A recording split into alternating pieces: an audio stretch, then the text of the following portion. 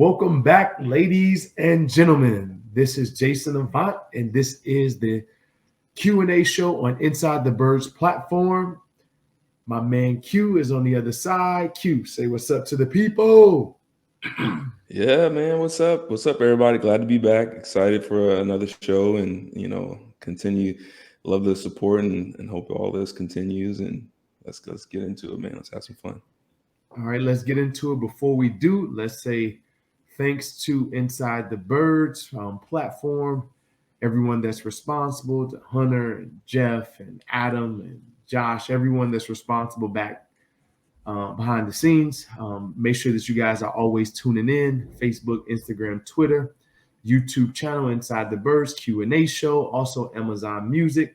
And all the fans that are continuing to watch us each and every week want to say thank you, guys. Thank you for the messages. Thank you for sending your questions to insidethebirds@gmail.com. Again, insidethebirds@gmail.com.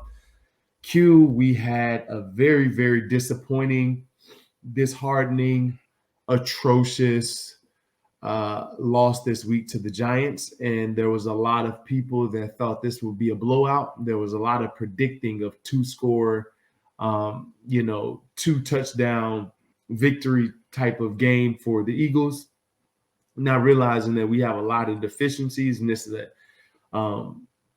in division rival, and they have good players, but it still is no excuse for the way we played in that game. To only manufacture an entire game, 7 points, and to throw 3 interceptions with another fumble, 4 turnovers total, with a defense that gives up a measly, when I say a measly 13 points, was it, Q? 13 points. We give up 13 points, and we score a touchdown. Very, very, very, very, bad loss for the Eagles. Quarterback played really bad. There's a lot of people that played bad. Q, what are your thoughts on the loss this week? Yeah, I agree. This was extremely frustrating for me. Obviously, everyone knows I'm not a fan of the Giants at all. I can't stand that team. So any loss to them is it hurts doubly. But to lose this way, 13-7 in an ugly game, especially offensively, very ugly game, and a game where I feel like, for whatever reason, we went offensively. I think defensively played fine, but I think offensively overthought a lot and went away from what's been working the last few weeks. And that's the thing that's really frustrating, is because, as a head coach, as an offensive play caller, going into the game when, you're hitting kind of a stride a little bit, and then you're going against a division opponent, they're going to try to take away what you do best. So it just feels like there was no backup plan other than to just drop Hurts back and toss the ball around. And just a little disappointing, because this was a game that should have been won. It's a game that could have been won, and it's one that I feel, the Birds just kind of let slip away. So, well, I'll say this about the game, Q, and it's very, very. I will say that as much as I don't ever like Jalen Hurts throwing the ball 31 times, right? But when you get down, you have to. So a lot of those throws were on the last few drives. Yeah. But they still did rush the ball for 33 times for 208 yards, right? So that's still good rushing. They still averaged more than 4 yards a carry. They averaged 6.3 yards a carry. So that's still good production offensively. What happened is that the Giants began to stack the box on first down and try to limit their ability to continue to run it. Usually when you win on first down, at some point the team has to throw the ball, which we got enticed earlier in the game to throw the ball on second down, second and long, rather than getting into a third and short with another run. We got enticed to do that. So now we get into a third and long, and we were in third and long a bunch earlier in the game just because of the game plan. Right. And I think that even though we ran it 33 times, we've been running it 40 times, 50 times. And the reason was we didn't get baited by the stacking of the box and going away from the run game on second down like we did this game. Because if you fail on second down with a pass, you're stuck in a third and long, and that's what we had most of the first half of this game. So it caused Jalen Hurts' numbers to be a little bit more than what we like. But 14 completions on 31, you can't be in the National Football League and be under 50% passing. You just can't. It doesn't work like that. And he started out the game pretty hot. I think he was 5 for 5 or maybe 5 for 6 earlier in the game, and then he just went on a cold streak of just missing passes and pass after pass. And now he doesn't get a bunch of help with the play calling. But again, play calling sometimes is not because of the offensive coordinator or Nick Sirianni. Play calling is not. When I say this, is play calling for Jalen Hurts is hard as an offensive coordinator. Let me tell you why. Because the things that you have to do in order to beat man coverage and help your receivers out, you really can't do because he doesn't see the field that well. So you have to spread it out for him. And now that's more stagnant. You're more stagnant as an offense because he has to see the field from a stationary position so he can be able to know what people are doing. And you're trying to accommodate him, but it's not in the best situation for the receivers. They're not putting them in the best situation to win, which will be stacking guys, bunches, crossing people. Those things will help these receivers get open because they don't get open from a stagnant position by themselves that good, right? But it helps the quarterback read the offense and read the defense better. So I can't put this on Nick Sirianni as far as play calling. I understand why he has to spread it out when he has to, because that's the only way Jalen seems to get it. So that's why but the interceptions, I don't know if we want to get into it but let's talk about it. Okay. So he threw 3 interceptions in the game, and I'm going to explain the interceptions to the fans. Now, I believe it was the first interception, and I want you guys to just dial it back for me just a little bit. Remember the Dallas game earlier in the year, right? The first interception that he threw, it was on the right side to Jalen Reagor. He threw a jump ball. Jalen Reagor didn't see the ball in time. Anthony Brown did see the ball. Anthony Brown comes up with the interception, but it was definitely a 50-50 ball, which Jalen Reagor could have made a play on. This time it goes to Quez. Quez has a deep in cut. He's number 3 in the progression, has a deep in cut. It's man-to-man, but they have a spy on, what we would call robber. So you have people playing off coverage, but they're trying to play outside man, force everybody inside to the robber where he's in the middle of the field, but he's spying the quarterback as well. You have to do that. You know it's coming because it's Jalen Hurts, right? So this guy is outside leverage of Quez. Quez starts over on the in cut and stops because of the timing of the play. It wasn't on time, so he felt like he should stop. But there is no way in man coverage that this man should even be close to you if you are a route person. Q, I don't know if I've ever in my entire life ever been covered on off man coverage on a basic route. Ever. Not one time. It's impossible to do it. It's hard, especially when you're outside leverage man and you got a thief or a robber in the middle, because you're channeling him to the robber. So you got an in cut. You should win on that 100% of the time. So I can't even fathom in my mind how Darnay Holmes is even that close to you, unless it was a stop route, right? Unless it was a stop route that he stopped on or he didn't feel the timing. Now, if that's the sub, I'm wrong in that. But to me, I think it was an over route in which the defender got way too close to him for a dude to run for 340. Yeah. So that's receiver play, but it's also the quarterback is late and the receiver's top clock is going off, and he's like, maybe I need to stop, maybe I don't, but the defender shouldn't even be close to him. Okay, I know you remember that play. So yeah, I remember that one. I thought he stopped because of the robber, because of the hole player.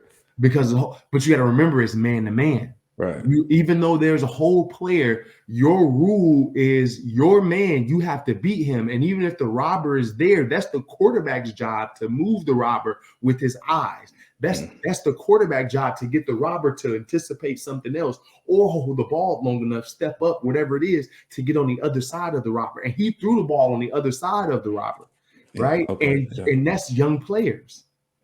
And this is the entire game. Even on the second down throw to Devontae Smith, there's a defender that's buzzing to the flat, right? It's a guy that's trying to rob the hook route. I mean, the hook or the curl right there in front. They ran an 8-yard like smoke route or hitch route, right? As a younger player, you have a widening departure because you know the defense. You widen it out a little bit. You run it close to the sidelines because you're trying to get away from the flat defender that's trying to rob it.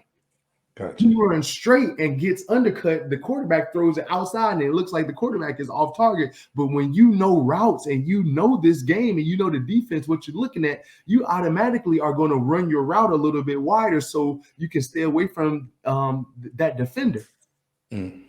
Like little things like that. And you see it over and over and over again. But that's all on Quez. Like that first interception. And it was a 50-50 ball that you can, but it shouldn't have been 50-50. How is it 50-50 and it's an outside leverage man? Like, that's crazy. It shouldn't be. Yeah. Like, and you third, you can literally run up to 15 yards and start breakdancing, MC Hammer pants, and shake and go in and you still be on time. You're third in the progression. That's what I always say. Like, you got to know this game. When you're first in progression, you don't have a lot of time. Second, you got a little time. Third, you can break dance and break somebody down. And if the quarterback doesn't find anybody else, you should get the ball. Like, so I don't understand how you don't get open on that play. I just don't. That's crazy. So I put that one on the receiver. All right. You want me to keep going with this? Yeah, keep going, man. All right. 2, the second interception right before halftime just can't happen. Just cannot happen. Cannot happen, right? Yeah. We get the ball down to the goal line. First off, right? We get a touchdown call back with Boston Scott. Okay, we still matriculate the ball down closer. I believe there's a third down. No, the second down play. Q8. They disguised it. We run the same stuff. Greg Ward has 2 touchdowns on 3 targets on 3, and he should be 3 for 3. 3 for 3 targets and touchdowns in the red zone. He dropped one a couple of weeks ago. Early in the season against San Francisco, I believe he dropped one on a Q8. And he got an opportunity again on the same play. A Q8 is a sprint right option. So the second guy, there's that guy outside, and the second guy, which is Greg Ward, only time in the game, runs a little stutter and goes flat to the sideline. Jalen Hurts put that ball on the money. It was the only place he can go because the route wasn't that great. He kind of leaped into the route, but he had enough separation to make it play, and the ball goes through his hands, right? So that's one drop, and that should have been a touchdown. So that's one thing. Then the subsequent play on the third down, you gotta know the situation. It's 8 seconds left in the game. You roll around until it's 3 seconds in the game. You just throw a ball inbounds? No. If it's not there on first read, second read, you sail the ball to the back of the end zone so we can get 3 points.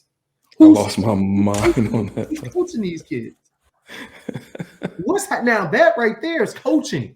Yeah. Because that should have been addressed right in the headset right away. Hey, if your first and second option isn't there, throw the ball as fast as you can out the back of the end zone so we can kick the field goal. It's not first read's not there, second read's not there, I scramble around. No. Yeah. This is a critical situation. It's right before halftime. We have no more timeouts. Like that right there was a bonehead play by Jalen Hurts, and it was a terrible coaching. Those are the types of things that happen. It's like a guy jumping off sides on a 4th down, and the team is down 1 at the end of the game. The team is they're going to go out there and give you a hard count. Yeah, that's as much as a dumb player as much as it is a bad coach. Yeah, that situation you gotta freaking throw the ball out of. You gotta throw the ball away. First read not there, second read not there, throw the ball out. That's the only thing. I got 8 seconds. First read, second read, throw the ball away. That's it. Boom. That's it. Yeah. I was going, man, my dog was scared. I was going crazy after that play, man. I was cursing everybody out. Oh my gosh. That one right there, that's situational football. That's supposed to be covered every Saturday. Yeah. All those situations like that should be covered in situational football drill day. Should be covered.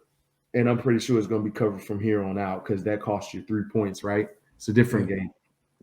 Much different game. Last interception, I can't even remember. Oh, his third interception. All right, so third quarter, right? Yeah, Nick Sirianni says in the presser after the game is that Jalen Hurts, whenever he's pressed man, it's like a red alert that, not even Jalen, but anybody's pressed man, it's a good chance to take a shot. I understand that logic. I actually do understand that logic. Well, the defender was freaking 15 yards off the receiver. Okay. So what this let me know is that this was a predetermined decision by Jalen Hurts to try to fix the game and all the things that went wrong in the first half. Mm-hmm. He knew it was a go. He saw the man out there. Jalen's faster than him, and that's it. No, he's freaking 12. No, he was like 12 yards off. I'm eliminating that right away as a quarterback. I'm eliminating that right away. Like, why? Why am I going to? If I look out there and I see a dude 12 yards away, it's not even part of my progression anymore. The chances are low. Even if he pops, I have a better shot with my other 4 potential receivers. Yeah. And that's the game that we play at quarterback. That's the game that you play. You are trying to eliminate the least likely play, the least success, the least opportunity to fail. Like you're getting rid of that right now, right? Yep. Pre-snap. Exactly. He's 12 yards off. I got to go. That's Jalen. No, I'm good. I'm going to the backside. Yep. That's it. So he does that, predetermines it. He stares him down the entire time from the time that he took the snap all the way. And you got a ball hawk in the middle of the field. That kid was drafted in the first round. Yep. Right? And he just hadn't been able to play because he's been hurt. But that's what he does. He slid in the draft because he's running 4.6. That don't mean he can't get to the ball. He can catch. He already beat you once. He'll beat you again. He almost beat us a third time on the final drive. Yeah. Yep. You know what I mean? So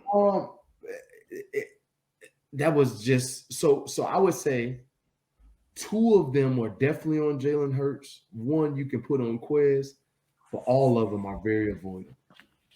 Very, yeah. And I'm not going to say the other 2 times that he put the ball in harm's way where we should have got a pick. Xavier McKinney should have picked him at the end of the game on a deep end cut to, I believe, Devontae or Quez, one of them, a deep end that he stared him down and he almost picked it. Yeah. It was low.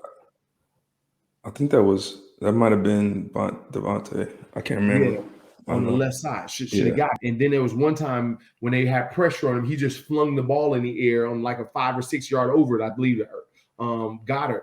And that should have been picked. Right. So it's too many times where the ball is in play. And what this let me know, going back to the Cowboys game, if you can get him flustered, you can get him to throw that 1 interception early. It seems like, based on what I'm looking at on film, is that you probably can frustrate him. And he'll do some stuff that's uncharacteristic or that could be in his character. We don't know. But I've seen this twice where there was an early interception that there was a couple more interceptions afterward. Yeah. And something too that really starting to bother me, and I don't know why, but it's like every time there's a bad game, he's always saying, "Put that on me, put that on me."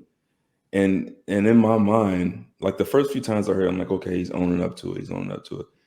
And then like the more I hear it, the more it feels like he knows he's making these mistakes, but also in his mind, he's feeling like he's got to push. He's feeling like he's feeling the pressure.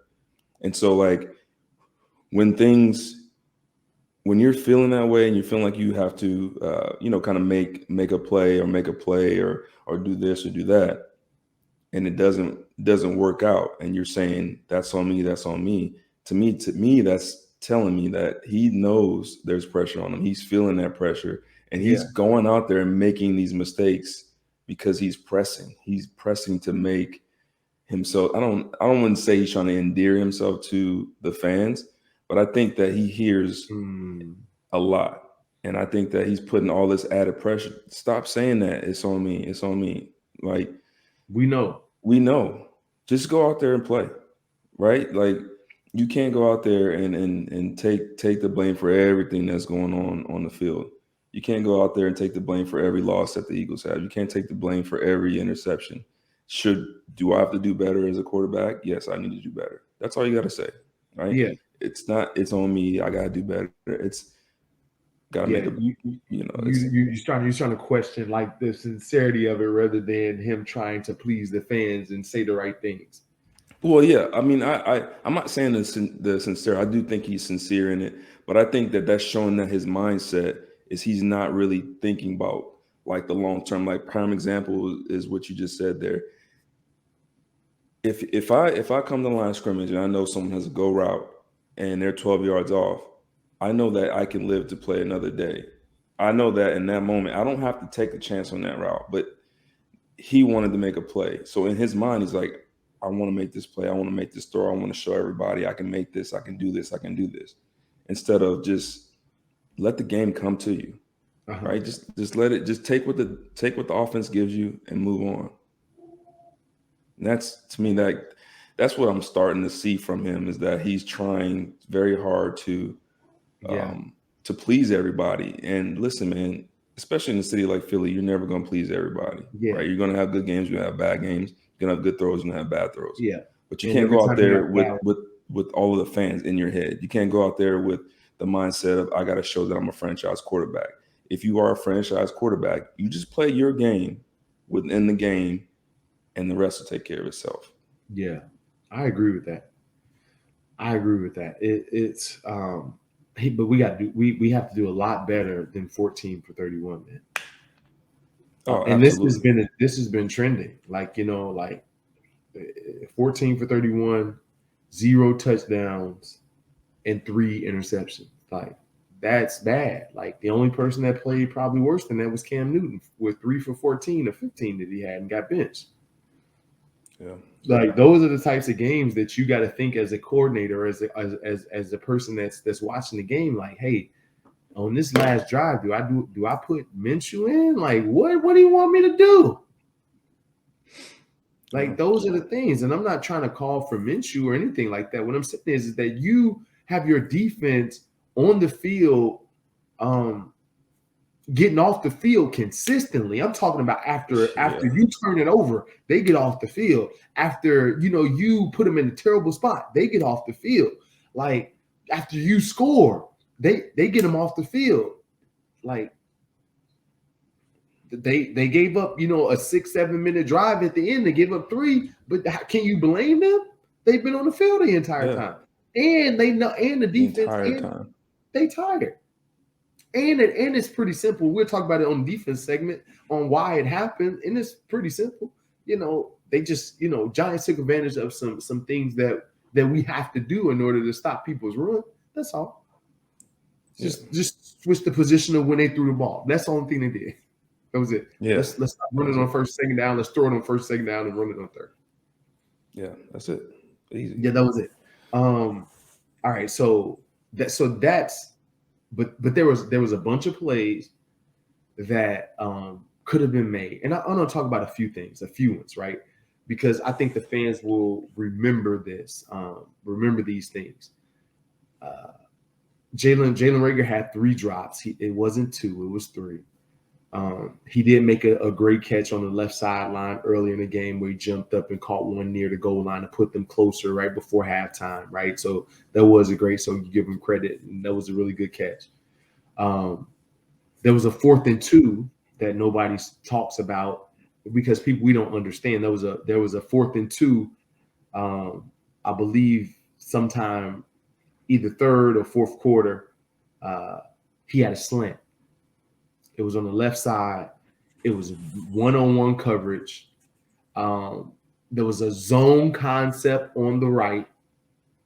It was a man concept with Devontae Smith running a shallow cross. It was like a slant / shallow cross, carrying the inside defender just in case anybody buzzed to the flat, just holding them just in case it was some type of zone. Yeah. Devontae gets doubled, right? They cut off his shallow cross because remember, they playing man to man and they got to put that whole defender there in order to stop Jalen Reagor, that person that's robbing the middle. So the inside shallow cross gets taken up by that guy. So you got 2-on-1 on Devontae. You basically get doubled. Yeah. 1-on-1, Jalen Reagor, first year corner, out there. The man does a route that was so quick. It was just like a little stutter step with no real big one. You know, like you stutter step, like Devontae Adams will stutter step, and then you get a big one at the end. You know that, like you little stutter, and get a big one. You can't do a stutter and then do a little one. It don't make sense, right? It doesn't. Yeah. So he does a little stutter, goes literally a half a yard, maybe 1 yard up the field. Remember, it doesn't matter where you start because sometimes you're off and stuff like that. It's about what the defender feels. Mm-hmm. He didn't have to go anywhere because you only went a yard up the field. Yep. And the quarterback is in shotgun. So right? You got time.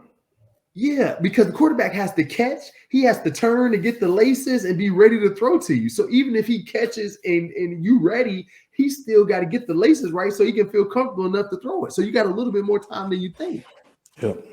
And most slants do not work in this league unless you are at 3.5 to 5 yards. If you don't get to 3.5 to 5 yards, the slant most of the time, unless you have Brett Favre, unless you have, a very accurate quarterback that can gas it in there, you're going to be so fast that you're going to be near the hook curl area or where the inside linebacker is, close to the line of scrimmage, where more hands are for the quarterback. Mm-hmm. The quarterback doesn't have it. He's throwing a gas fastball to you, and now because you're in there too tight, you were too quick. So he goes half a yard up the field, 1 yard. He beelines in there. Oh, let me give you another thing. Even though you could have won on a half-yard slant, you got a little separation. But guess what? The quarterback isn't ready to throw the ball. So who's closer to you now? DB. The damn quarterback. I don't know. Yeah. This is the stuff the receiver coach should be saying to me. Son, it's paramount that you get the 3.5, 4 yards. You know why? Because it saves you from getting a headache by the linebacker. It gives the quarterback enough a bigger window so he can throw you the ball. And guess what? By the time you make your break, you're at the optimal position with the most separation for you to make the catch. So it's an easy catch. So it's not a hard one. All that being said, it's still a catch that should have happened because even though you had this much separation, he put the ball low and away from the defender because the defender was on top of you, and you dropped it. And you dropped it. I know exactly the play you're talking about too. Yeah, so I'm breaking down that play. Yeah, that's one thing. Dallas Goedert had the same one. Last drive of the game, we got a corner out. Dallas Goedert that just got paid on a safety that he can get open on.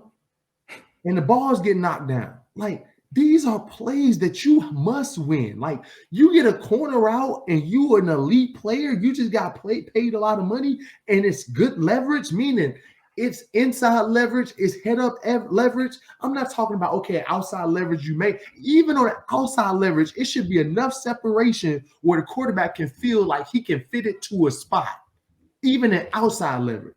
It just like this is one thing that and I'm not trying to gloat on myself or anything like that, but the good ones, when you're a route runner, even when it's bad leverage, you're still going to have a spot, a brief window where the quarterback can get separation and can throw you a ball in there somewhere, even when it's bad leverage. But when it's good leverage for you, there's no way in hell that I'm paying a tight end $14 million that can't get open a damn corner out. I'm just not doing it.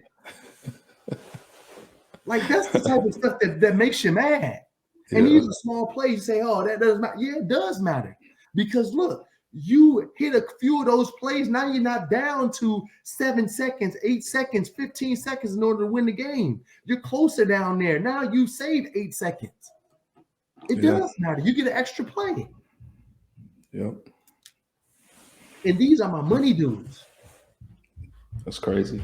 The only money dude I got can get open is a rookie.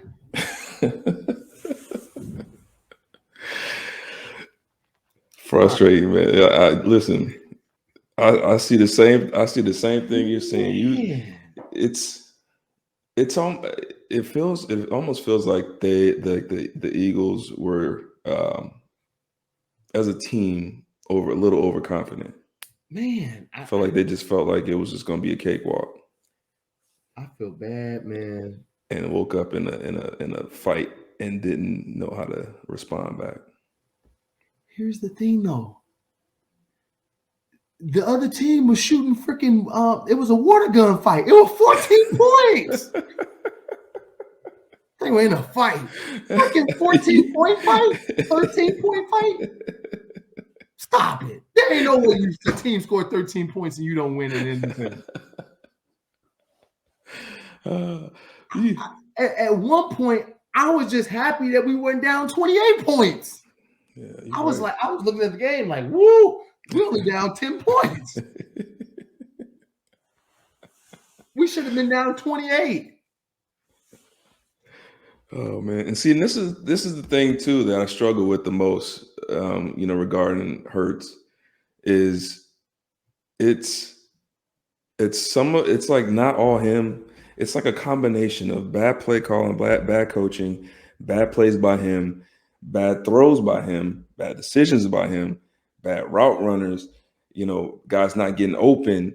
Yeah. It's just like it's hard to just point at just this one guy when it seems like as such a young player, there's so much to have to overcome. Yeah. And to me, like that right there is what we've been alluding to all year, is that he's been put in a bad position, which is why we say, even early in the game, okay, now I had a feeling when the game started, okay, we were throwing the ball around, but I was in fear of, with that early success throwing the ball, that it was going to continue. And sometimes when something's good, it's not going to always look that good. They're going to figure it out eventually. So, and I was a little bit worried about that. And my worst fears ended up coming true, is that I think the early success in the passing game kind of, slanted the view of where he's really at right now. Yeah. You know what I mean? And then before you know it, you get in the middle of the second quarter, and then you go into halftime. Should have scored 2 touchdowns right there, and you're up by a few, and now you're down. So that's, to me, that's the part. I think that second quarter was the part where coaching set us back. Yeah, and never quite recovered from that second quarter, and then it just kind of got worse. Got a little bit better towards the end, but I would say, from the second to the third quarter, it was just like, just went away from everything. Blah. Yeah. What's that? Yeah, it was just like blah. Yeah. Yeah, it was like, it was bad. Like, all right. So here's the other thing too. So Jalen Reagor's drops and usage targets. Now, everybody's been killing this man, and listen, I'm not going to get on that train. I'm going to speak the truth, but I'm not going to get on the bus train. I'm not going to get on the he should be benched train. I'm not going to get on that train. I'm not. I know what it's like to drop a game-winning pass, right? It happened to me, and I can catch the hell out of the ball. I just didn't squeeze one at the end, man. I remember that play like it was yesterday. I remember everything that I did right, and I remember the half a second of the thing I did wrong. I was just surprised that I jumped up over everybody and got my hands that close to it, and I was like, "Oh, I got!" So I've been there. I've been there. I've seen Macklin cry like a baby in my arms for 10 minutes after the game for one that he missed in Atlanta one year. You know what I mean? Mm-hmm. So I know what these guys go through, and so I'm not going to jump on that bandwagon, but I got to evaluate it. I got to say it, right? So Jalen Reagor, the 2 big drops, not the third one, but the 2 big drops. Mm-hmm. All right, the first one on the sideline, game call. It was a game call. All the stuff that Jalen Hurts did wrong the entire game, it was your chance to freaking end the game. It was like that perfect shot you get in a 2-minute drill in practice, like on the first 2 plays in 2 minutes, and it's all grueling practice at the end of training camp. You got 2-minute offense versus defense in order to win the game, and somebody you hit the shine on the left side on the second play, you just happy. Yeah. You know, it's like, dude, we have to go through the 2-minute drill. We have to deal about we didn't have to deal with all of the pressure down at the end of the game. It was just on the second play we got a chance to do it, and that was it. That was his opportunity to end it. Now, he did get pass interference. Should he have caught it? He should have caught it, but it was pass interference. It was 100% pass interference. Now, is it pass interference in the fourth quarter of a meaningful game? I don't know. If that play was done, happened first, second, or third quarter, that would have been called. I'm not agreeing. He would wrap around. Now, here's the thing, though. Remember, and I'm going to break this down from this standpoint. I'm going to let you get in here, Q. And I want you to talk about that non-pass interference in your opinion. So, from a receiver standpoint, if you are an elite catcher, you don't always need the best release moves. True. If you are an elite catcher, you don't always need the best. You just need a quarterback that trusts you, because the guy's going to be near you at the catch point. But if you're an elite catcher, you can shield him off. You can body him. You can DeAndre Hopkins the ball. You can Mike Evans the ball. You can Debo it from them at the end, Gronkowski style, snatching it away from people, big dude stuff. If you are an elite catcher. If you're not an elite catcher, you need freaking release moves, man. Yeah. Ones that just don't run around people and make everything a foot race, because guess what? The guy's going to be near you at the catch point. And if you're not an elite catcher, they have the advantage. Yeah. So therefore, why not make the catch easier by learning the simple art of releasing? He just runs around people over and over and over again. Yeah, you faster than him. Yeah, you ran by him. But you need to be running by him with 5 yards of separation just in case he throws it short and it's not an elite catcher. You can just catch it regular. Yeah. Know thyself. Yeah. I didn't view myself as an elite catcher, and so I would do release moves, and I was an elite catcher. Just so the catch can be easier. Like, what make the catch hard if I don't have to? When I can beat you now, and then I can chill later. And see, now, I'll let you talk about the rest. Yeah, I mean, to me, you know, the thing that is, I feel like we've been saying the same thing with him, and I don't want to pile on either. I know he's having a rough go in the city and all that, but it just feels like what do you work on? Like, what do you do in practice? What do you do after practice? Do you do these release drills? Like, that's the thing that's the most frustrating, is that he has all the talent in the world. He has more speed than I could ever imagine. I know his father played with his father. He worked his butt off. And I do think that he talking about Jalen I do feel like maybe he's a hard worker. You don't get to that level without doing some type of tough work. But I just don't understand how at this point you were doing the same things you've done since your rookie year and getting the same results. And either nobody's saying anything or you just don't care at this point. And I know myself, I know you. I worked tirelessly on stuff that I was not good at, because I knew those were deficiencies, and I knew that if I wanted to get to where I wanted to get to, I had to get better at some stuff that I wasn't good at. And it just feels like it's not all there with him. It feels like he's still, like you said, he's just trying to outrun everyone, trying to use his speed.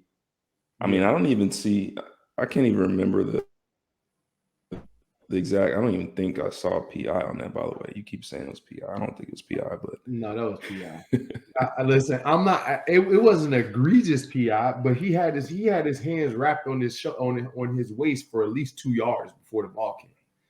Like he was literally tackling him while the ball was in the air. I don't remember that. I don't remember that. Yeah, I know you It's, know. You're a defensive selective back. memory. That wasn't no pass interference. It was. It was definitely pass interference, but the lack of adjustment there and the way and like that ball was thrown short. When the ball is thrown short, you don't catch a ball over your shoulder like this. It's thrown short. You go get the ball. And if you can't, because you are being pass interfered, you should see your body start to do stuff like this, like Willie Mays, in order to get that ball. That's like great ball skills. Because you have to lean back because the ball is short. Instead of it, because the ball hit off his helmet. So it was short. So I'm not going to be in this position thinking the ball is coming long. I'm going to be in this position if I can't lean back all the way. That's where I'm going to be. Or I'm going to go back to it and get it. And therefore, if you do what the ball tells you to do rather than what you want it to do for you, if you just go up and try to go get the ball, everybody in the country is going to see pass interference. That's the thing. If you do what you're coached to do, you get the call. If you fight through contact, Quez on the interception, and you keep running across, if it was pass interference, you're going to get the call. Got you. So you do agree it wasn't pass? No. It was still pass interference. But I'm saying is he can make. I know. I got you. You know what I mean? Like if you pass interference me, I'm gonna make it look like James Harden, baby. you gotta assist, and you gotta yell too. Ah! You gotta make it loud, like you know what I mean, referee run back. Hey, you gotta do all the theatrics. Everybody gonna know. Receivers, man. Well, yeah. I mean, and then the last one, Q, the last drop, and we've been covering. We've covered 3 questions. We got a long way to go, man. We can't do all these questions tonight. The last one is the 4th down play. Everyone's talking about Devontae Smith is mad. He was on a shallow cross. He turned up a shallow cross. It actually takes a veteran quarterback in order to trust that turn up on it. But the good ones, like once you learn how to float that thing, when the guy's undercutting a shallow cross and you learn how to float it upfield, that's a touchdown. Yeah. So I know he is frustrated, mad, but Jalen was already moving. He threw it to the dude that he saw first. Like, it's a scramble. Like, who cares? I don't care if Devontae Smith gets the ball or not. He threw a catchable ball that should have been a touchdown. Because you catch the ball and you just lean back into the end zone. We walk off, we score. He misses the ball. Like that one was worse than the first one, just because it was a very, very catchable ball. Only thing I can think of is that maybe he was expecting contact and he didn't get it. Like I don't know, but that's a catchable ball. Yeah, I think he was. I can't make any excuses for that. So from what I saw in that play, and we'll get to the read here after this, but from what I saw in that play, so it was to me, I could see where people are saying, throw the crossing route. It was 2-man with a spy on Hurts, so they were trying to make sure he didn't run for the first down. And I think by the time he stepped up, he had already locked in on Jalen down the field. And I do think that even if he threw, because Devontae was in he had the cornerback in the trail position, but I do think that by the time if Ertz would have thrown it on the crossing route, I think the speed of the guy chasing and the time it would have taken for Devontae to adjust to catch, I think that's a tackle and the turnover and downs right there. So I do think that Hurts made the right decision on that play. You could say if he turned it up, but remember that route it's not designed to turn up. It's a crossing route. So Hurts may not have even thought that he was going to turn it up. Yeah, it probably never even been covered. Right, exactly. Like in the meeting, it's probably never even been covered. Like that's something that you talk to, like a veteran to talk to, or like I would talk to Donovan like, hey, listen, if he undercut me on that crosser and I got nobody over the top of me, right? Because usually the basic coming, so you can't do it, right? It's usually basic. But if it's like a, I'm just by myself backside. Listen, I can cut that up. Like I can turn it up. That's like a conversation. Who's having that conversation with two basically rookie players? Right. Nobody's having that conversation. Exactly. And so I think Hurts made the right decision. I just think that I agree 100% on the fact that it looks like he was expecting contact, because when the ball gets right to him, to Jalen, it's like he kind of closes his eyes, and not saying that was anything other than, I think that was nothing other than he was expecting contact right there. Yeah, you still can't close your eyes. I know. Not with the ball, like the ball in the air, like no, like I can see, like after the ball is caught and you're about to get the hit, like I can see, because you're about to get blasted, because your eyes gonna close when you're about to get smoked. Yeah. But like when the ball is still in the catching like position, like there ain't nothing to close your eyes up like for. Like and there was pictures of him closing his eyes with the ball that was like, I'm like, listen, as a defensive back, who has dropped his fair share of interceptions, I can tell you that's exactly what happened on that play. Y'all be closing your eyes? Like, damn, would the ball go shoot you? It gonna hurt you? Or what? Hey, man, the ball is your friend. I tell the kids at the football camps, like, listen, man, it's your friend. Go to it. Like, love on it. See, we're trained to keep our eyes open on tackles, but football is a little. I'm messing, man. All right, let me get to this read, man. All right, so hey, listen, football fans, I'm sure we all loved an action-packed, high-scoring NFL game, but with the latest no-brainer from DraftKings Sportsbook, an official sports betting partner of the NFL, you'll be a winner once a single point is scored. New customers who bet just $1 on any team to score can win $100 in free bets. It's that simple. DraftKings Sportsbook customers can also get skin in the game with the same game parlays. Combine multiple bets from the same game for a bigger payout. The more legs you add, the more money you win. DraftKings is safe, secure, and reliable. Best of all, you can deposit and withdraw your cash whenever you want. Download the DraftKings Sportsbook app now. Use the promo code ITB. Bet $1 on any game to score and win $100 in free bets. If they score, you score with the promo code ITB this week at DraftKings Sportsbook, an official sports betting partner with the NFL. Must be 21 and older. Pennsylvania only. New customers only. Restrictions apply. In partnership with Meadows Racetrack and Casino. See DraftKings.com/sportsbook for details. Gambling problem? Call 1-800-GAMBLER. Nice. Yeah, it helps. It helps when I get to do the same one. Not the same one, but similar ones, right? So I kind of start to get a little. Yours changed, mine doesn't. Little memories there. Yeah, that's good. I got like a 72 pager. Yeah, and before we get to the defense, too, there's a few things that we got to cover before we get to the defense. Overall pass game concepts. Like I said, I think it's hard to. I think it's you can't. We've been hiding the quarterback for weeks. Yeah. And we gotta call it what it is, right? We're running the football. We are. But the reason we're running the football is because we're trying to limit how much the quarterback is throwing the ball. That's why we're running the football. Yeah. This organization does not want to run the football this much. I will tell you that from someone that's been in it. They don't want to run the football that much. Yeah. Okay. But it's something that we have to do in order to be competitive. And they're trying to hide the quarterback at this moment in time.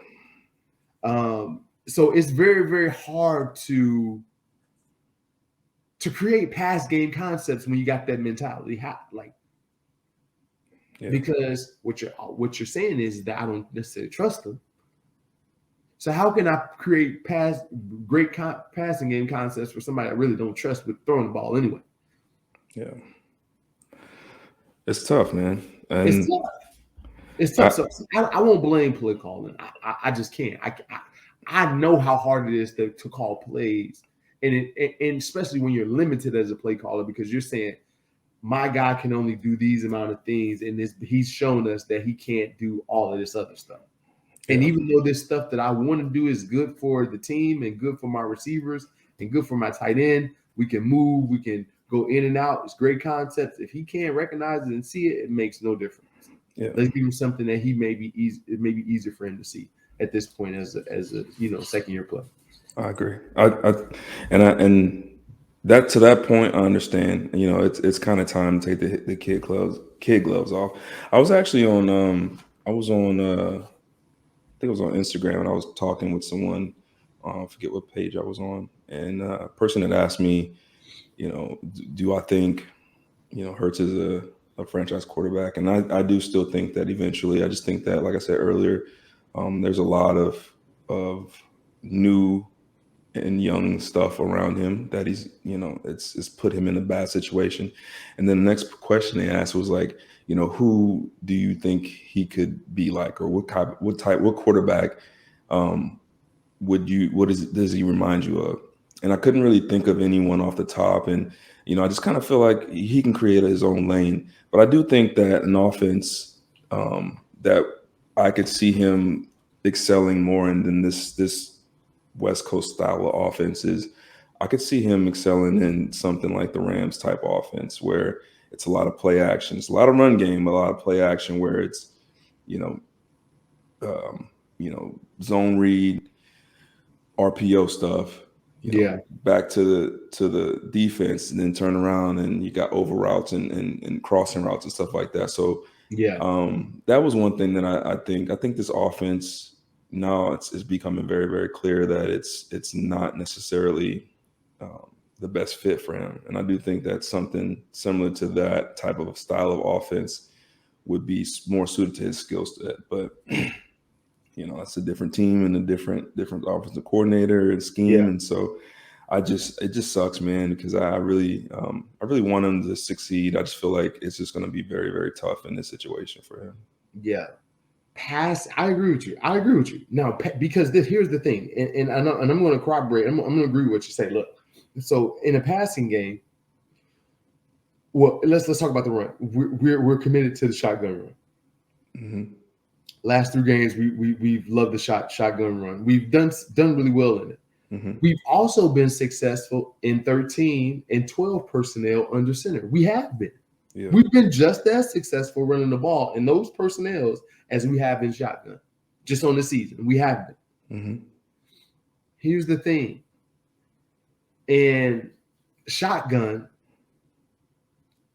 it's still easier for the defense to get back on a play action fake than it is if you're under center, because you're turn faking the ball. They don't know if you really got it or not, right? Because all the fakes and stuff look the same. The back is turned. It's harder for them to locate the ball. So what? They stay up near the line of scrimmage longer as a linebacker, as a second level defender. Now you come off the play action, and now there's guys wide open, and you can clearly see them. It's clearly defined, and it's an easier throw. Bingo. That's what you're saying with the Rams offense. That's what you're saying with the 49ers offense. These offenses that are under center, they stretch it out. They pull it back in. Kittle, wide open. Debo Samuels, wide open. Cooper Kupp, wide open. These offenses that are willing to get into a traditional run style at times helps you in the pass game. I can't naysay 200 yards rushing out of the shotgun. I can't naysay that. What I can say is that if you did the same thing and did it from a different personnel group, it's going to make easier passes for the quarterback than shotgun passes. I will say that. And trying to marry those two is where the sweet spot is. I don't know how we can get it with the way we're thinking about it. It's not a bad way because we're running the ball away. We're running the ball so well. Yeah, that's an excellent point. We're not going to pass it that well in this situation at the same time. We're just not. The other way, I don't know if you can switch it up, but it's a dead giveaway that way. So, like I said, and this is why I can't blame Sirianni, because what the hell are you going to do? Yeah. Like, that's a good point, man. Yeah. Yeah, it's here we go. Yeah. All right, not Oh running the ball man. enough. Let's get to defense. Like we ran it 33 times for 200. Yeah, I think we could have got up to 40 as well if we would have stayed committed on second down runs early in the game. I think we got up to 40. Yeah. We got in the 2nd and 8 and 2nd and 10, and it's like, no, let's pass it. Yeah, we got elite receivers that can get open one-on-one situations. Man, what kind of crack you smoking? With no motion and no bunches, no nothing, just line up on outside and just run her out. That ain't worked all year At all. So I don't know. Right. Defense, I thought they played well. I mean, we weren't playing. I mean, the Giants aren't the St. Louis Rams from the Greatest Show on Turf. So, Yeah, I mean, they did well. I thought Singleton played well. He ran around, he had 12 tackles. yeah. Slay again shut down Galladay. I think Ingram. Yeah, let's say Ingram Yeah. had a Nobody had a big 20-yard. day. Yeah. What's that? Nobody had a big day. Yeah, I mean, and they held Saquon to 30? Was it 30 yards? No, Something no, crazy like no, that. no. I couldn't admit that. He had that on a few rushes. Hold on. No, Saquon? Yeah, Saquon had 40 yards, but he had long 13 carries for 40 yards. That's 3 a carry. That's not bad. Good. That's good. They gave up 32 on one play. That's why it made me think it was more. Oh, yeah. So, I mean, defense did well enough to win the game. Listen, you hold a team in the NFL at 13 points, you're supposed to win the game.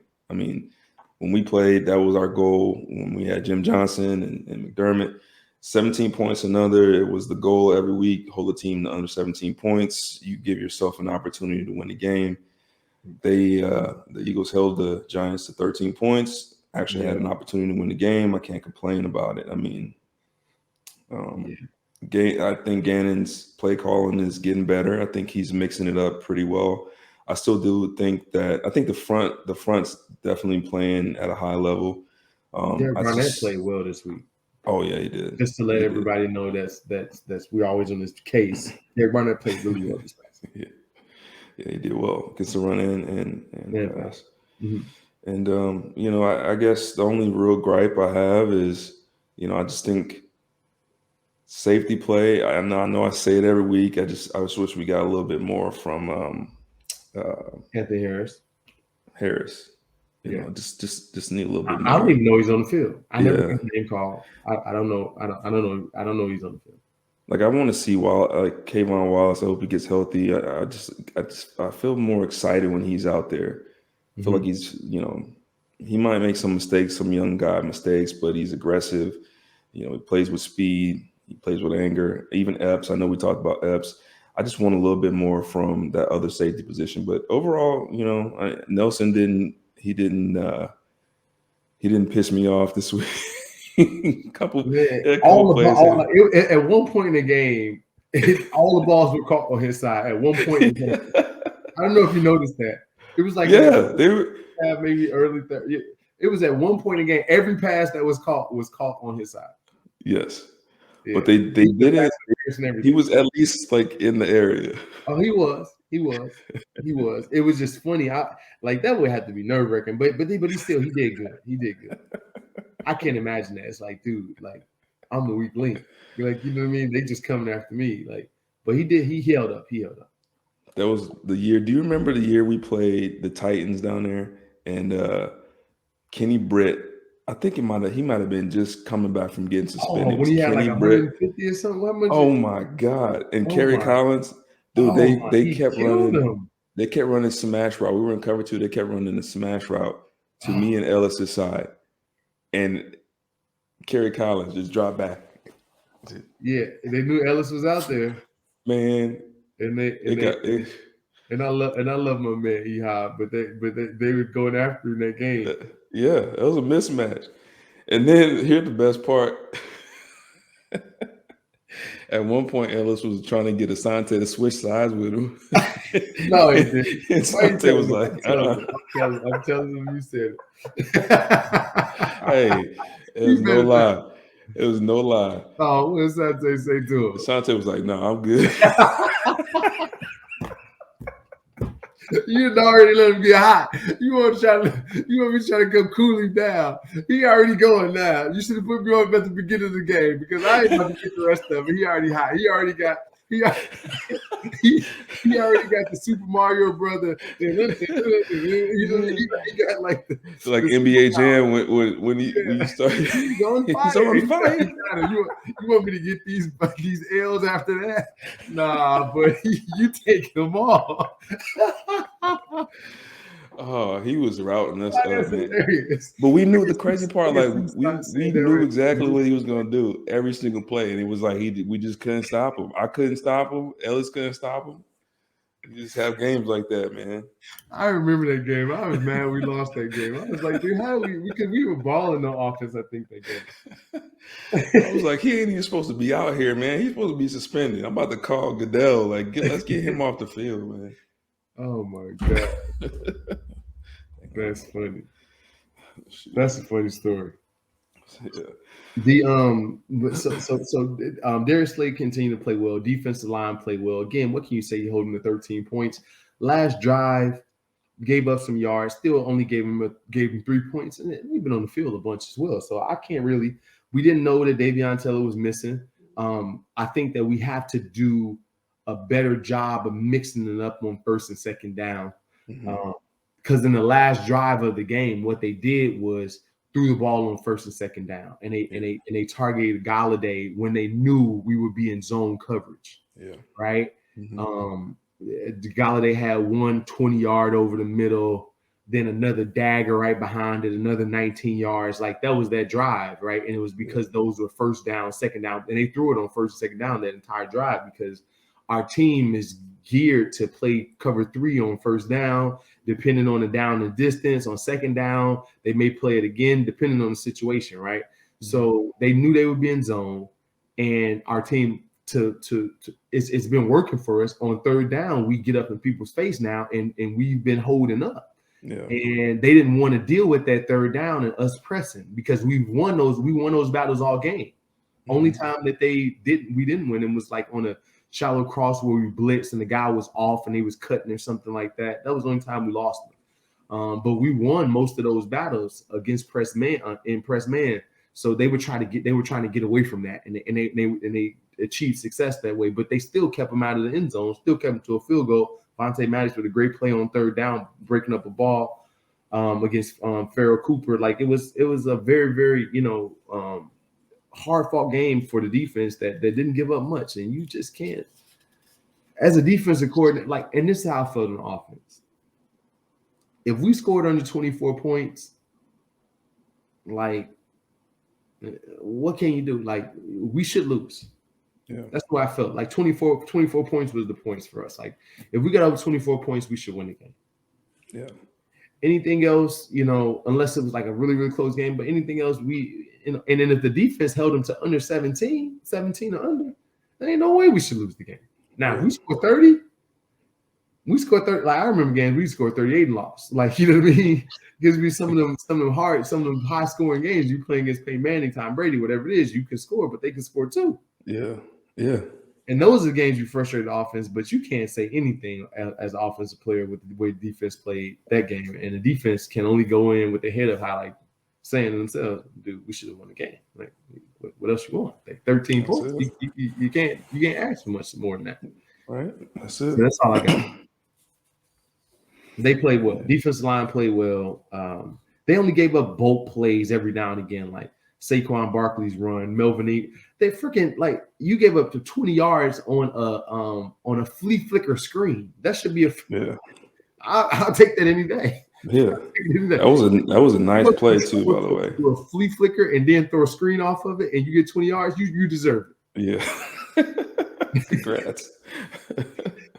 I like that play. I hope. Yeah, they need to. That's what one thing that we used to do all the time is steal plays, and I don't know if do they still do that in the NFL? Do that steal plays, boys? The sky blue, yeah. Everybody's. Why don't we still I want to see that. I want to see that play used against. I want to see that play used against the Giants the next time we play them. Yeah, do we That's the still kind of. play? Yeah, we should still play. It's like you're not trying hard enough. You're not still playing. What do you mean? Like, when I was playing, I would literally tell the coach, like, "Hey, look at play number 17 of the Cleveland game. That's a great play." Yeah. And some of the coaches were like, "Oh, we already got that one docked." I was like, "All right, cool. We're on the same page. I'm gonna see it sometime in this near future Yeah. against the right defense." Like, you know what I mean? So yeah, should they still play? They should. Can they execute the ones that they're trying to steal? And that's a different subject. Good point. Yeah. All right. Let's get to these audience questions, Q. Okay. Well, What do you hit want the to do? Manscaped read real quick, and then we'll go to the audience questions. We'll All right. Okay. skip over Let's do topic 3. Okay. Support for Q&A is brought to you by Manscaped, the champion of the world for men's below-the-waist grooming. Manscaped offers precision-engineered tools for your family jewels, and they just launched their 4th-generation trimmer, the Lawnmower 4.0. You heard it right, 4.0. Join over 2 million men worldwide who trust Manscaped with this exclusive offer, 20% off and free worldwide shipping with the code QA at manscaped.com. Imagine shaving with a sleek, well-designed, and optimized trimmer that makes shaving time your favorite time in the bathroom. I've tried the 4.0 and I'm blown away. The craftsmanship and details are second level. Nobody wants to get hurt down there. You know what I mean. So Manscaped engineered the ultimate growing and body trimmer by focusing on intelligent functionality and an incredibly comfortable grooming experience. Their 4th-generation trimmer has a cutting-edge ceramic blade that reduces those accidents thanks to their advanced skin-safe technology. You got to be comfortable down there. This upgraded trimmer also has a multi-function on and off switch that can engage a travel lock and has a 4000K LED spotlight that can turn on and off for more precision on your shave. The new lawnmower even allows you to customize your trim with guard lens sizes 1 through 4. How about wireless shaving? How about wireless charging? Their new wireless charging system uses electromagnetic induction to help the battery last longer. Men, you can't use the same trimmer on your nuts and face. Nobody needs pubes in their mouth. Get your own ball hair and body trimmer with Manscaped. Make me time the best time like Jason Avant always does. Get 20% off and free shipping with code QA at manscaped.com. Your balls will thank you. Get 20% off and free shipping with the code QA at manscaped.com. That's 20% off with free shipping at manscaped.com. Use code QA. Unlock your confidence and always use the right tools for the job with Manscaped, and your balls will thank you. All right, Jay. So, the birds dropped this one. Okay. So, let's talk about overall, where do you think the Eagles are right now? You think it was just a bad game, or you think it's going to be like a reality check for the division, for us in the division race? So 5-7, that's where we are now. We're 5-7. We could have been, we could have been 6-6, and headed in a great situation. We got 5 games left. Can we win these games? We can win all of these games. The Eagles must win all of them in order to make the playoffs. Or I would say 4. They got to win 4 because I think you can win. I think you can be 9-8 and make the playoffs. But to guarantee you make the playoffs, you need 10 wins. Yeah. You need help at 9-8. You're going to need 10 wins in order to guarantee your spot in there. I said that before. You're going to need to be 5-1 these last 6. We end up losing the first one. You got to make up one that you should have lost, which is probably the Dallas game at the end. So you got to beat the rest of these teams. And Washington is playing really well right now. Yeah. There's one last night. So overall, I think it was a bad loss, a very bad, ill-timed loss with 13 points. That could be the loss that kicks you out of playoffs. A loss like that at this point in the season. You just came off the Saints. You just came off the Broncos, winning 2 games that everybody picked against you, especially with the Broncos. And then you come out and you blow one versus a team that scores 13 points. You just can't. So I just think that if we miss the playoffs, it's because of this game for sure. Yeah. But again, our team may not be that good. Maybe we just outperformed, open too much. So that's all I got to say. What do you think? Yeah, I agree. We got the Jets next week. Washington is thriving. We just lost to the Giants, and then you got Washington again, and then the Cowboys. So, it's funny. The week before, after the Saints game, we were we're looking at this Giants game as a definite win. Mm-hmm. We're looking at the next Giants game as a definite win. The Jets game is a definite win. Washington at that point didn't look as good as they are now. Now it's like, okay, well, so now it's almost like everything kind of flipped. And so, and it's play last week is no guarantee they'll beat the Jets. So I'm a little less, I'm very much less optimistic after seeing this team last week. Yeah,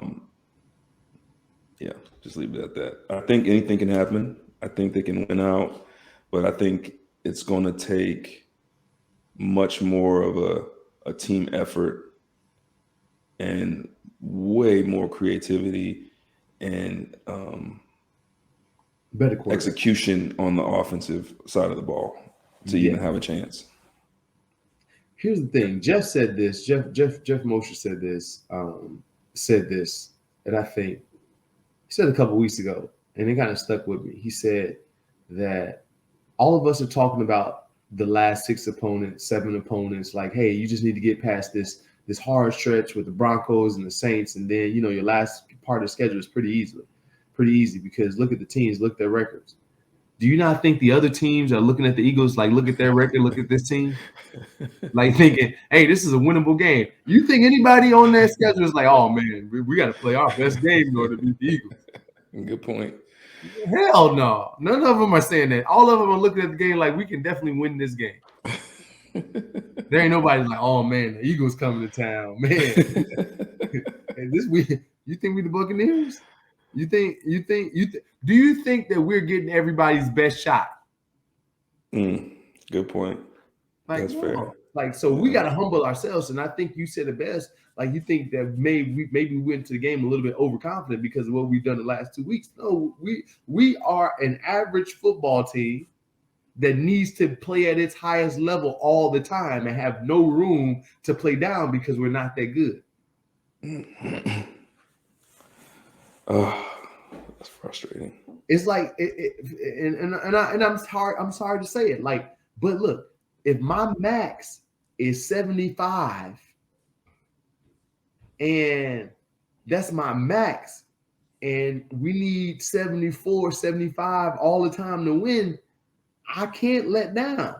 Maybe the team that has a max of 80 has a chance to let down. Maybe the team that has a max of 90 can have a letdown and still be able to win. We don't have that luxury. We got to hope that the team that's 80 or 90 play down past 74 so we can get a chance to win. And we got to hope that a team, doesn't play up to our saying, you know what I mean?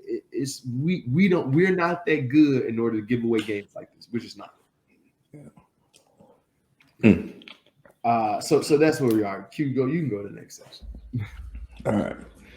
So, dang. I'm sorry, man. I messed up some. No. I'm just saying that's just sad. Like they had everything.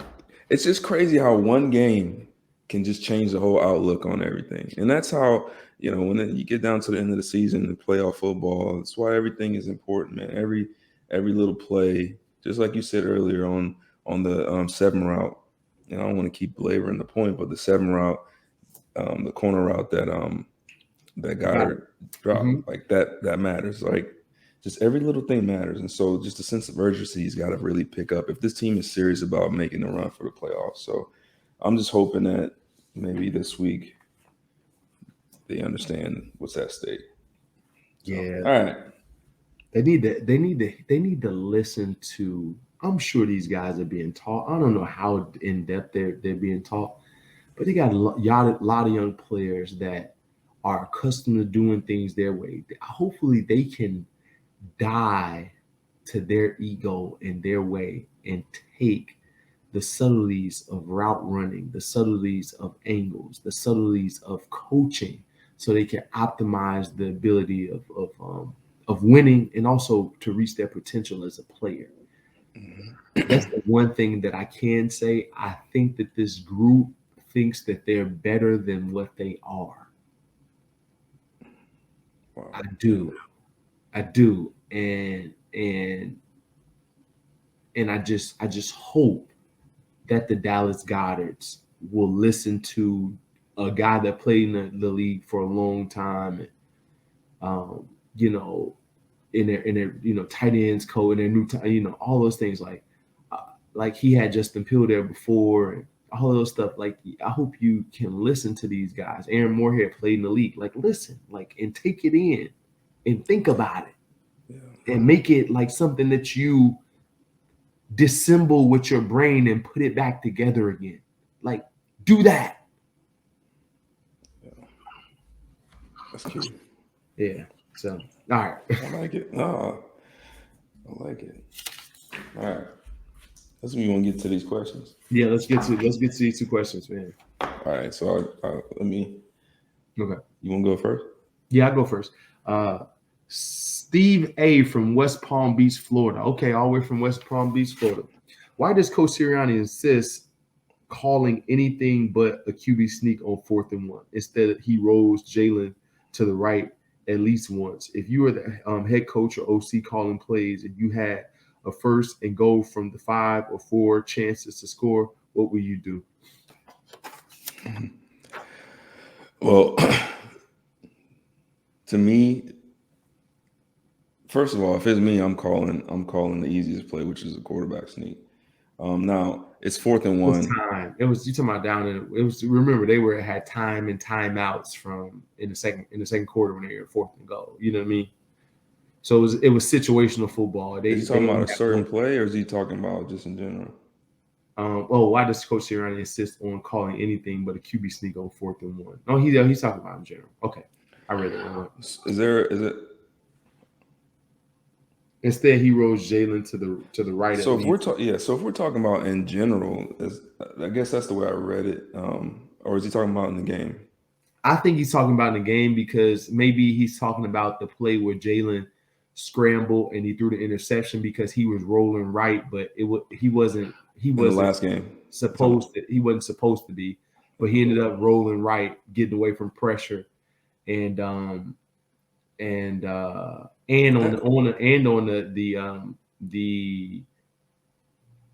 Greg Ward drop, he rolled right as well. So he did roll right twice basically. Okay. Down near the goal line. But go ahead. Yeah, because I'm confused because that play wasn't 4th and 1 though, right? That play wasn't 4th and 1. The one where he rolled out. It was 1st, 2nd, and 3rd now. Okay.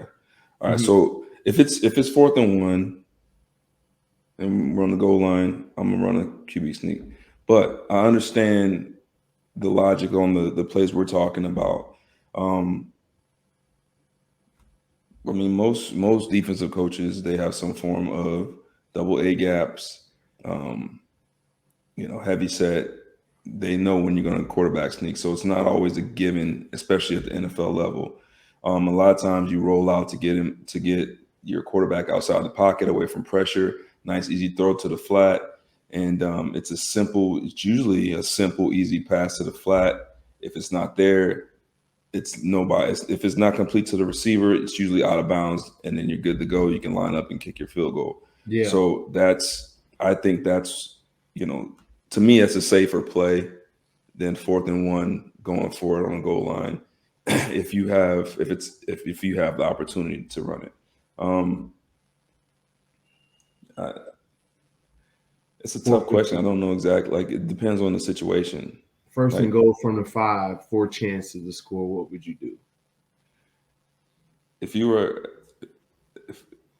the head coach or OC calling plays and you had 1st and goal from the 5 and have 4 chances to score. So if I'm on the 5 every single time, I'm probably you're going to matriculate down. Like so, yeah. But yeah, you got the ball 1st and goal from the 5. All right. First play I'm going to run the ball in the first play. And then after that, on 2nd, if I don't get anything, or if let's say I get down to the 2-yard line, I'm going to do some type of crossing routes. And then I think on 4th down or 3rd down in short, I think a dash pass, I call it dash or sprint out, is a great option. I think open. It's been open every time we got 2 touchdowns and we got 2 drops. Yeah.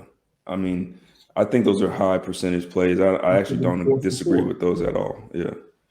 The only thing I would probably and I love this play, and I love the different ways. And we talked about it the way Andy gets to him is that the double pass. I think that's one play I would try to figure out sometime and to work in there. You know how he'll do it he'll shift the quarterback, or he'll have like a tight end offset in the wing, and then the quarterback fakes one way and then he shovels it.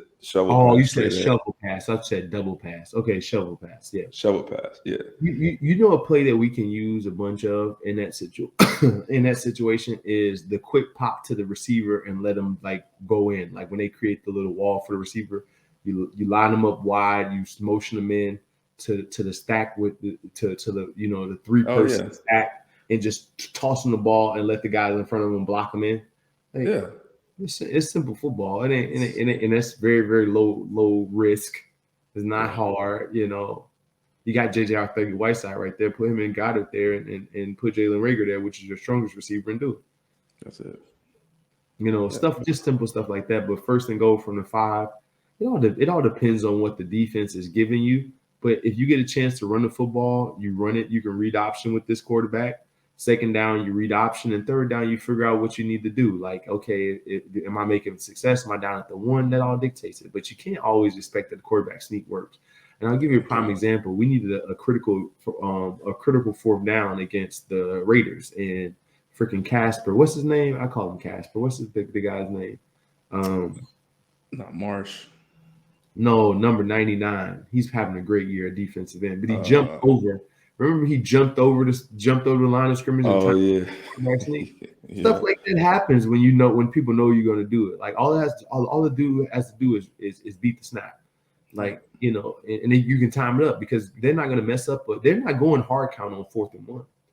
We're not. We're going on 1. Yep. So that's it. So you can time it up. All right. Next question. Oh wait, let me add one more thing to that too. Okay.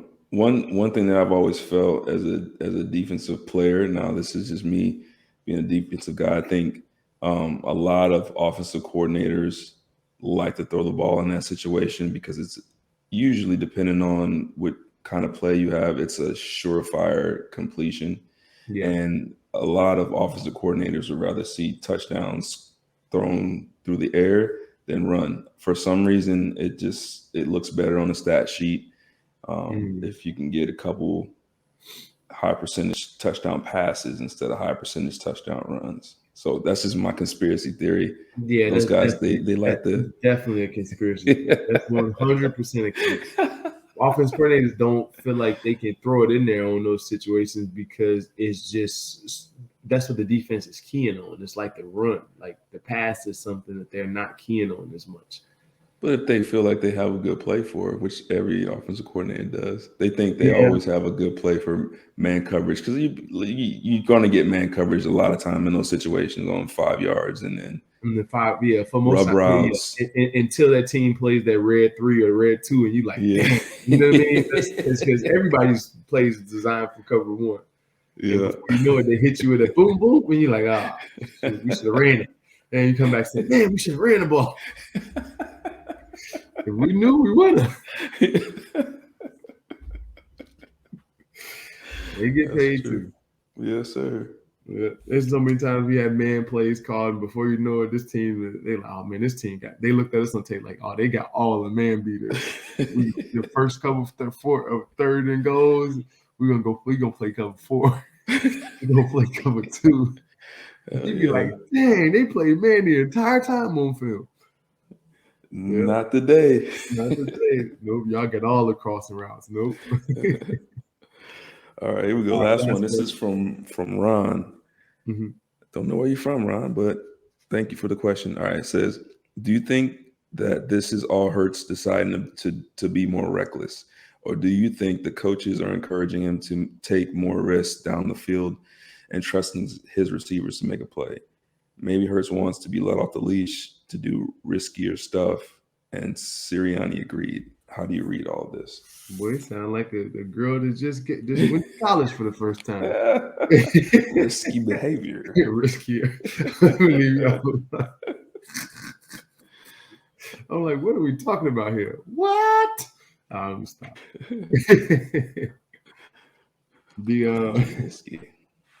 And we kind of, All right, what do you so think of that though? I I'll say mean, this. So I don't think that it's Jalen Hurts ever deciding to be reckless. I don't think any quarterback say, "Hey, man, I want to live on the edge." Unless your name is Brett Favre, that's the only person I know that probably enjoyed living on the edge because he used to make some throws that was just like, it was very risky. They worked most of the time, though. You know what I mean? So, uh, yeah, but I don't think quarterbacks, or Fitzpatrick does too. Though Fitzpatrick is he's risky too. He's feast or famine. yeah, Um, and I'm pretty sure there's a lot more, but nobody goes in the games like, oh, I'm gonna be reckless with the ball. It just doesn't. I just think that the first interception again was a receiver not understanding what was going on and not winning his matchup. Right? Got to go to the other side of the whole defender. Got to keep running versus man against man to man. And maybe that's it. Maybe we just inoculated it there. We found the answer there. Maybe he thought it was zone because it was off. mm, And he was headed up. He didn't see everybody running with people because he was the deepest man. Maybe he thought it was zone. He stopped in the first window. that's a good point. Yeah, He could have, but it's still wrong. But and that interception was more on Quez. The last two is definitely Jalen. I don't know. I just think that he's pressing so hard to make a play. And talking I about think he Jalen. knows, like you You said earlier, Jalen talking about Hurts. Jalen Yeah, he's Hurts pressing or hard to make a play in the when it's time for him to pass because he knows that the coaching staff don't trust him to pass. So maybe he's trying to right the wrongs of that. Maybe he's trying to prove to them that he can make these throws. And maybe some of the decisions that he's making is because he doesn't feel the trust. yeah. I think you're spot on that. So which I don't blame the coaches for not trusting it, but also I understand how emotions and feelings can get involved. Um, so I don't think that he's just risky for no reason. And in one-on-one situations, like we've seen multiple balls this year get picked off um, in one-on-one situations that shouldn't have. Like the situation this past week with Quez, that should not happen. Jalen Rager in pass one-on-one situation, those can't be picks, man. It just can't. Devontae Smith falling down versus Dallas, that should be a pick. Ball's left inside, you fall down, it's a pick. But a lot of these, when you give guys chances, you got to come down with the ball or it's out of bounds and thrown. So I don't think he's being reckless with the ball. Maybe Hurst wants to let off the leash risk. Maybe, but he hasn't shown it, so I don't blame Sirianni. What about you? And then we done. Yeah, no, I I'm with you on that. I'm gonna take another stab at this too, and not I agree with everything you said there. I'm just hoping that because I keep saying I keep playing over my mind that he's just taking the blame in the media. I gotta do better. I gotta do better. I just hope he's also okay. As Andy did, and Yeah, as all the great quarterbacks across the league, they always took the blame. But when they went back to that meeting, they told that receiver, "Listen, you ain't gonna get you ain't gonna get no more passes thrown your way if you keep doing this." So I'm hoping that he's owning up to what he's owning up to, and he's working to get better. But he's also getting on those young guys. Like, listen, man, yeah, they crucifying me out here. Like, help me out. yeah. I know I got to get better, but so do you, because at the end of the day, besides Jalen Rager, Excuse me. a lot of the receiving core, I'm sorry, hasn't really been called out, and they've made just as many mistakes. It's just that their mistakes are easier to kind of gloss over. They're easier to hide. Yeah, But their receiving core is making, and we've highlighted them on the show many times. They're making a lot of mistakes as well. The tight end, Goddard, they're making some mistakes as well. And yeah, so it's not just Hurts. And I just hope that everyone understands what's at stake. And if they really do support Hurts and they really do want him as their quarterback, they got to start playing better too. yeah. Yeah. the game, I agree. The game always come down to one-on-one matchups, man. Yeah. And if the coach puts you in a situation, I used to, and I'm going to give you, and we're going to close. But before we do, I want to give you guys insight, right? Because I had, and we had, when back in those days, and I hate to be that guy, but you had Deshaun, you had Macklin, at time, you had Westbrook, you had LaShawn, you had Brent Selleck, Zach Ertz, LJ Smith, whoever it may be. You had a lot of talented people on offense. So I used to be on 10 when it came to being alert and recognizing that I'm only going to get 3 chances a game. I got to make these 3 count. Yeah. So if I got a one-on-one situation, there's no way in hell that I'm going to allow this dude in front of me to stop me from getting to the place I need to be and not being open, because I only get 3 of these opportunities. So it's an adjustment. This is serious. This is pride. You got to take pride in when this tape is turned on, people can't be near me. Yeah. I went on tape. You can get paid by what you put on tape, because your agent can make a case that my client is always open. It's not my fault that you don't throw in the ball. Let's look at this tape. You literally can't. You can make a case that basically out of my targets, I'm catching 80% of the targets. It's not my fault that I only get 40 balls, but I'm catching 80%. And you did it over 3 years. You can make a case that you should make the same thing as somebody catching 90. That's real. Yeah. That's what Justin Houston did and got $100 million for. Say, hey, listen, Von Miller rushes the passer 75% of the time. I rush the passer 30%. He got 1 more sack than me. You pay me. Yeah. JJ Watt got 1 more sack than me, and he rushes it 90% of the time. I rush it 35%. Like, it's the same. His agent made that case, got him $100 million. This is serious, man. All this is serious. So you got to have that mentality. That's it. That's it for the Q&A show, ladies and gentlemen. We've been going for a long time today, and I am not really sorry because it was a lot of good information. But I want to say thank you guys for tuning in to the Q&A show. Thank you to Jeff and to Adam and Josh and Hunter, everybody that's behind the scenes. Make sure you check us out. Facebook, Instagram, Twitter, Amazon Music, YouTube channel. Thanks to all the fans that are always tuning in. And Q, you have the final words. Yeah, man. As always, I learn something every week. I say it, and it's always a lot of fun. And I love all the fans. Keep supporting us, and we're gonna keep giving you some good stuff here. So let's go. Good night, folks.